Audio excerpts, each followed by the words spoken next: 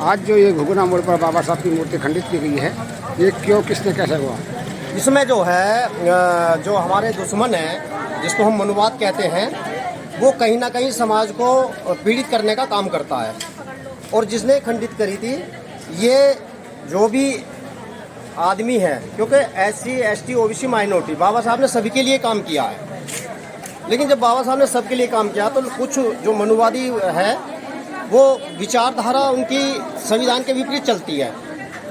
जब बाबा साहब ने सबके लिए काम किया, बुद्धिजीवी आदमी थे, उनके जितनी डिग्री किसी के पास नहीं, आज तक भी नहीं है। लेकिन उनका एक दुर्भाग्यपूर्ण ये है कि वे SC समाज से हैं, इसलिए उनका मान सम्मान खंडित किया जाता है। और SC समाज जो है इसमें बढ़ चढ़ के हिस्सा लेता है।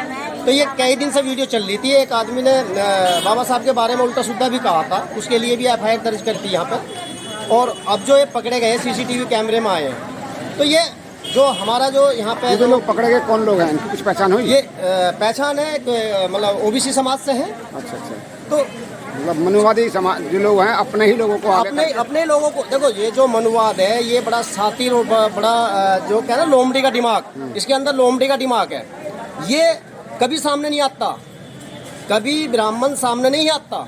लेकिन ये क्या है, OBC के आदमी को आपस में SC ST OBC उसमें लड़ाता है आपस में। तो ये इसलिए ये बाबा साहब की जो तस्वीर है ये उन्होंने करा है। अब इसका क्या समाधान निकला है? इसका समाधान ये निकला है कि उनको हमने गिरफ्तार करवा दिया है, वो जेल जाएंगे। और दूसरे एक बाबा साहब की स्टैचू लग रही है यहाँ पे बढ़िया वाली, और चौथरा होगा बढ़िया बेहतरीन।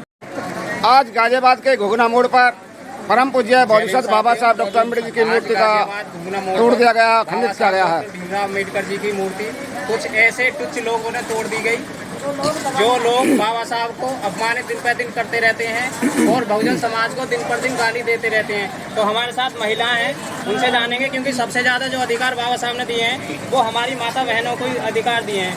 तो बहन जी आप बताइए। जी, मेरा नाम सविता है। मैं पार्षद प्रत्याशी थी अभी हाल ही में जो चुनाव हुआ। मैं वैसे तो हार गई हूँ क्योंकि लोगों ने हमें सपोर्ट नहीं करा, पर फिर भी यहाँ जो इतने दबंग दिखाई देते हैं, ये पूरे देश की बात है, यहाँ की ही नहीं, पूरे देश की बात है कि बाबा साहब की मूर्तियों को, प्रतिमाओं को खंडित कर देते हैं लोग। क्योंकि इतनी जलन है, पता नहीं क्यों इस जाति से लोग इतना जलते हैं इसको, जबकि हम किसी को कुछ कहते नहीं, कुछ सुनते नहीं किसी की। पर ये है कि हमें सपोर्ट करना तो दूर, लेकिन ये लोग हमारी मूर्तियों को खंडित करते हैं। जिस बाबा साहब के कारण ही हम लोग आज हर कानून का यूज़ कर रहे हैं अपने लिए, आप सबके लिए। तो कम से कम उस महापुरुष के लिए कम से कम इतना तो करें कि वो उनको सही से खड़े रहने दें, उनकी मूर्ति को खंडित कर रहे हैं। कभी उनको गाली गलौज कर दिया जाता है उनके साथ में। क्या करा है ऐसा बाबा साहब ने? सिर्फ यही ना कि सबको कानून का पाठ पढ़ाया, संविधान बनाया देश के लिए, इतनी मेहनत करी उन्होंने, उनके इस बलिदान को सम्मान देने के बजाय उनकी मूर्ति को खंडित करते रहते हैं। मैं तो यही कहना चाहूँगी, उनको जागना चाहिए और अपने अधिकारों के लिए लड़ना चाहिए। मैं देखती हूँ दिल्ली यूनिवर्सिटी में जो एक्टिविस्ट, वो बेचारे अपने अधिकार के लिए लड़ रही हैं, उनको नहीं नौकरी को वापस लिया जा रहा।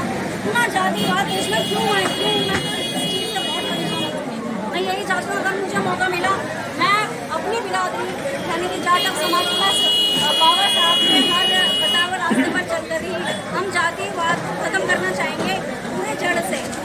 आप ये बताइए कि परसों तक वो नहीं पकड़े गए, 500 से वो फरार है, वो लोग, वो परसों से नहीं पकड़े गए। आज 2 घंटे में कहते 2 घंटे में पकड़ ली पुलिस वालों ने। सबसे कहाँ गए थे परसों तो पुलिस वाले, तब भी तो पुलिस वाले थे, कहाँ गए थे वे?